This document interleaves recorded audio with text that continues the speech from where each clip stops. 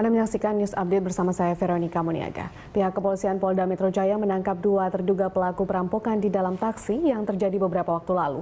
Tim penindakan kejahatan dan kekerasan Jatanras Polda Metro Jaya juga masih mendalami kemungkinan pelaku lain yang diduga berjumlah lebih dari 2 orang. Kasus perampokan di dalam taksi putih yang terjadi di kawasan SCBD dan Kuningan beberapa waktu lalu akhirnya menemui titik terang. Setelah berhasil mengidentifikasi para pelaku, polisi akhirnya menangkap 2 terduga pelaku perampokan itu. Para pelaku berinisial ED dan ST dan keduanya kini berada dalam pengawasan penyidik Jatanras Polda Metro Jaya guna menangkap pelaku lain yang diduga berjumlah lebih dari 2 orang. Atas tertangkapnya terduga pelaku, polisi juga mengembangkan kemungkinan keterlibatan penyedia jasa transportasi di dalam kasus ini. Sudah tertangkap 2 orang, inisial ED dengan ST. ED dengan ST, ini yang termasuk pelaku yang melakukan perampokan di daerah Kuningan maupun di daerah SCB. Saya mah nggak ada. Ya,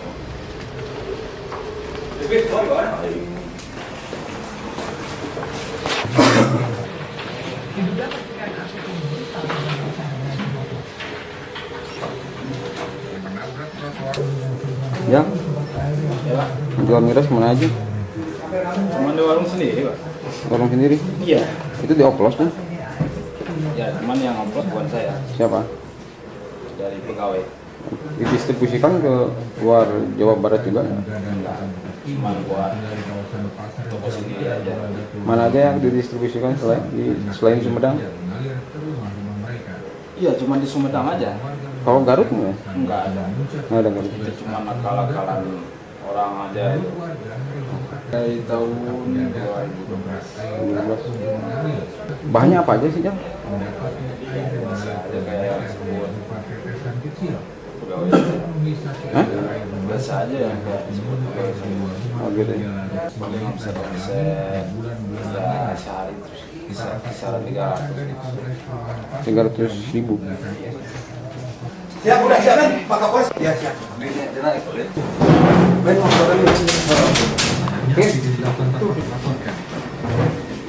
Yuk. Hah?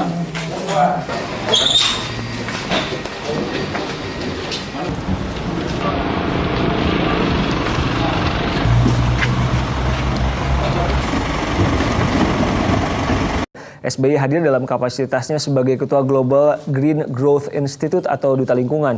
Namun adakah agenda lain yang mungkin dibahas oleh keduanya?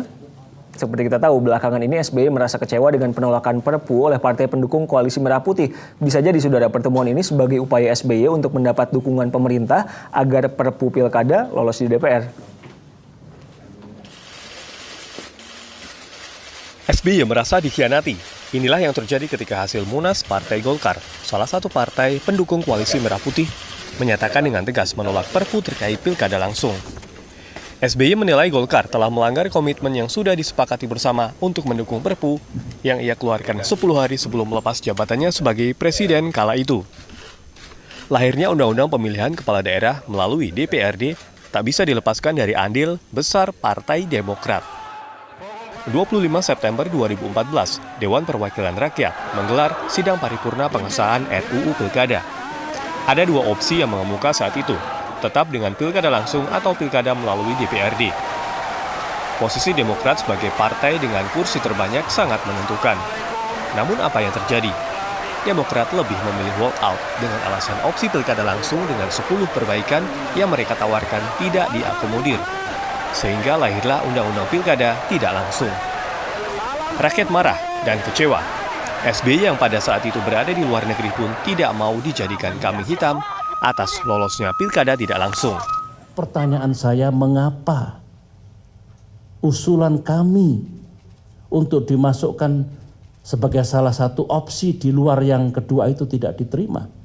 Ditolak oleh semua fraksi, dipanja, di forum lobby. Mengapa? Menyikapi kekecewaan masyarakat, SBY akhirnya mengeluarkan Perpu bahwa pemilihan kepala daerah dilakukan secara langsung. Akan saya kirimkan ke DPR RI setelah saya tanda tangani.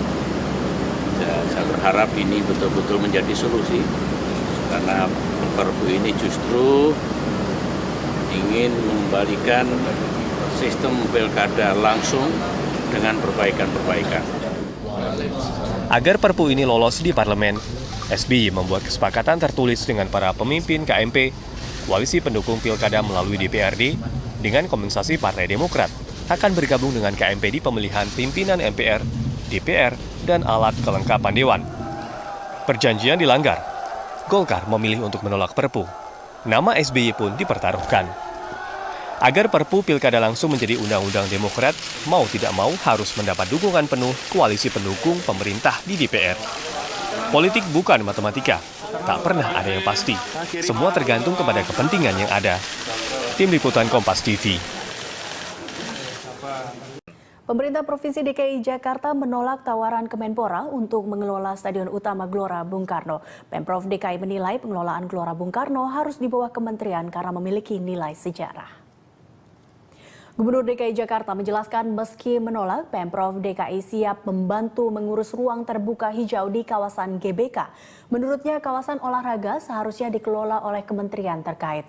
Permajaan di kawasan Gelora Bung Karno akan segera dilakukan. Kemenpora dan Pemprov DKI Jakarta akan bekerja untuk persiapan Asian Games 2018. Saat ini pusat pengelolaan Komplek Gelora Bung Karno berada di bawah Kementerian Sekretaris Negara. Untuk penggantian pengelolaan, Kemenpora akan segera mengirimkan surat ke Kementerian Pendayagunaan Aparatur Negara dan Reformasi Birokrasi dengan tembusan ke Sekretariat Negara. Saya tanya ke beliau gimana, apakah GBK mau diurus oleh pemerintah Provinsi DKI, ternyata beliau berpandangan lain. Karenanya silakan sekarang Pak Gubernur. Ya, saya pikir venue stadion utama GBK, tempat olahraga semua, itu kan harusnya kan memang dikelola oleh pusat. Tapi saya kira nggak cocok kalau di bawah Seknek. Itu biar di bawah Kemenpora harusnya.